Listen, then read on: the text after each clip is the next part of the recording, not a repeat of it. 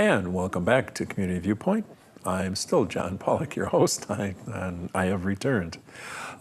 This is the second segment, and we're going to do something this segment with someone who has been a part of my life, my working life, and Channel 41 and Channel 46. She's been here for many, many years. Not many, many years, many years.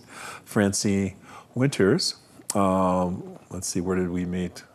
Was it at Westcare or was that before that? I'm not sure. Was it here? The Francie Winters, here she is. Hi. I'm not sure whether we met first here. I know I saw your picture here first because it's been many, many years. It's been up on the wall for quite some time. And then I think we met first here because I was at Westcare for a little while before you came over there. Okay, then she snuck out. She went to the East Coast, went over to Naya Coalition, and I found her over there. Snuck out, man. He makes it sound like, No. Yeah. And then you did some of the paint jobs at this place too. We were reminiscing over there. So small town, small world. Yeah. Yes. Absolutely. I had a wonderful time. I came in right after Linda, Cass, and Al Jones were hosting the morning show, and I hosted the morning show with Dan Rodriguez. And it was a blast. I really enjoyed it. I just always had regretted that I didn't actually get to do a show with Linda or with Al, because Al and I then worked together later at Westcare, and Linda and I worked at with the High Desert Film Festival and the youth film workshop that you're going to actually see the product today. We worked, but we never actually got to work together on camera. And you know that ability to feel very comfortable with the person that you're sitting with is huge. And so I always thought that would have been just really, really great. But it's fun to work with you too. It's fun. We get along. Work with you. Yes, we do. No matter what you hear. But anyway, you're not. Well, we're here to reminisce. This is Community Viewpoint. It's part of our life here in Pahrump, and we've made the most of it. And we've bounced around in different places, and they've been positive. Yeah. And even here, it's been positive. The paint job you've done, your acting career. That's a terrible paint job. I like the one in the lobby better. Okay. But if you ever come here, you could check out her. You can blame it on me. Yes. So we're going to be talking this segment about something called methodologies.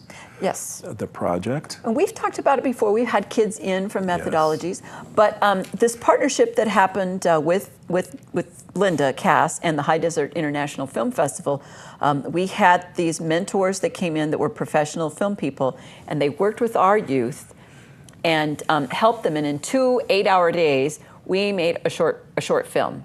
And of course, there was a lot of pre-production and a lot of things that happened before then. But this was originally a skit that was in our show, but it required a lot of kids, and it was hard to tour with it. So we didn't ever want to lose it, and it was written actually for Noah, who is your weatherman here, and I wanted to have that, in perpetuity. He was the one doing it in my head, and it turns out he absolutely was perfect. When Ann Serling was here, she's the daughter of Rod Serling. She came here to the film festival, and she saw this at its premiere. She came up to me later, and she said, "Wow, you really got my dad." And she, just kind of smiling and, maybe a little feeling a little teary-eyed there. And she said, it was so cool to see him up there again, as if he lived again, because, of course, he's passed on, unfortunately.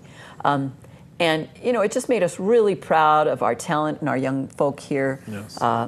But, while we, say all these wonderful things about it, and you actually haven't seen it, so, if we could roll the clip, that would help them understand what we're talking about. Right, before you run out of time, because it's, Patrick said it was 4 minutes and 44 seconds. Yeah. So we'll put that in the center section here. We'll come back after that, and then we'll just kick back, relax, and we'll watch it along with you folks. So, Patrick, you want to crank up the projector?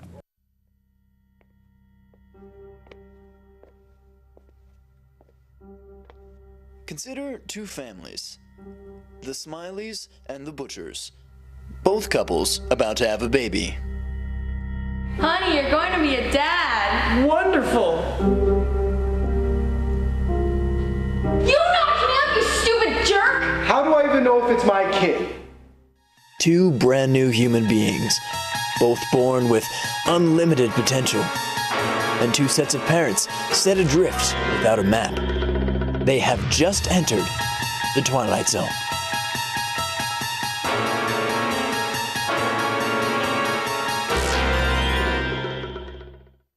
Each family had their own unique parenting style.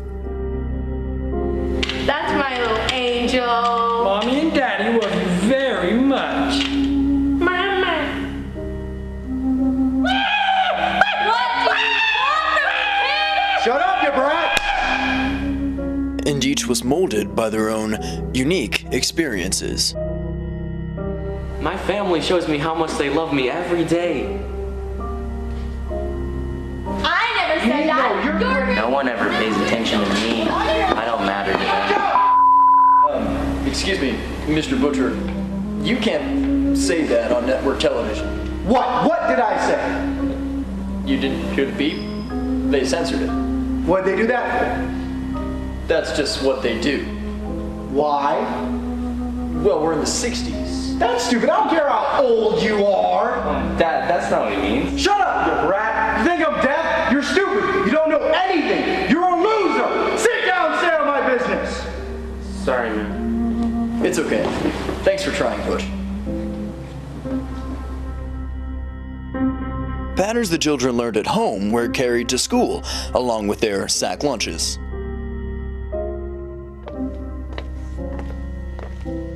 Look at that. You're doing very careful work, Smiley. I'm methodical. It takes time to do your best. Pay attention, Butcher. You're so slow. You're not even trying. I'm slow. I'm a loser. I can't do anything. I'm slow. I'm a loser. I can't do anything. Hey, Smiley, wanna play catch? I love school. Every day is a new challenge. Hey, Butch, catch. I hate school. I never fit in. What do you expect? You're a loser.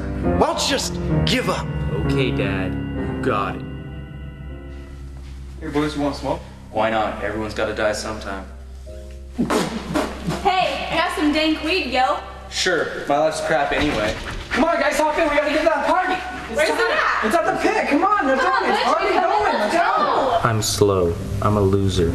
I can't do anything. Yeah, sure. We're gonna get a drink. You like parties? Don't do it, Butch. Yeah, that boy, party!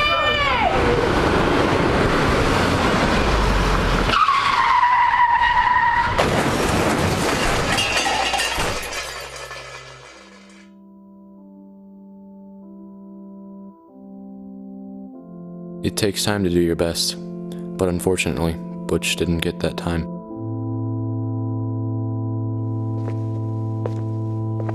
Two children, both born with unlimited potential.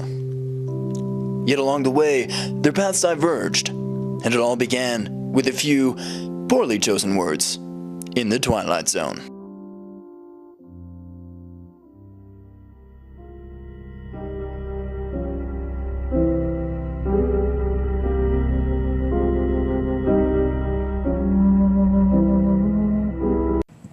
So that was very interesting.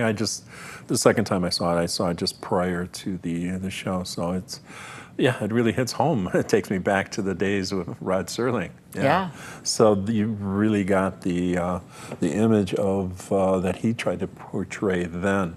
Yeah. And you pulled it forward into this program here. So, and the messages. What are we taking the message out of there? Well, I mean, I guess everybody would see their own to some degree, but the one that we were looking at was the idea that you say things to young people when they're vulnerable, and if you're in that position of authority, whether you're the teacher or the parent or whatever, those things go into their heads, and they get stuck, and they replay, and they become kind of a, like a mantra, or, a replayed tape, and as young people, we don't re-examine those things and say, wait a minute, I don't believe that about myself, that's not true. We just keep playing that tape a lot, even though we might want to not believe it's true. If we don't remove the tape, we're still vulnerable to the feelings from it. And that can end up in very poor choices, poor self-esteem, poor choices, You know, there's a don't drink and drive message in there kind of hidden, and clearly, you know, we understand that the dad was abusive and not a good parent, but that the mom and dad on the butcher side of the two families, you know, maybe just, you know, had a family because, you know, they got in the back seat together, you know what I mean? You know, whereas the other family, you know, was planned, it was something that they really wanted. They wanted that child, and they probably thought about how to be parents, and therefore had a greater buy-in than somebody that has children just because, you know, they happened along the way. But children are so precious, and they're so like sponges, and the things that we say to them, they matter. And all of us, even as adults, we still have to work against those old tapes that sometimes are playing in our head that maybe aren't so positive, that keep us from being the best we can be and doing the most that we might be able to do. So that's kind of the message that we got. We had several different versions of trying to play a game show version of this, where we started two kids, you know, with diapers and bibs and stuff, and depending on the words said to them, they either got more successful or less successful and stuff. It just didn't work. Then I came up with this, and the script worked. The kids liked it, Yes, and very much. we really Yeah. liked it. Yeah, I got the flavor of the original Twilight Zone, Yeah. so that sets the stage for you. So you're there waiting for the program. It's very good, And the lighting is gorgeous. It It's is very handsome. You have fantastic, no yes. idea how complicated Yeah. that lighting was. Because we had a black background, they had to light from behind without having that light get into the camera. So they'd have like these complicated things where they're holding something here to make sure and doing all this. Of course, luckily we had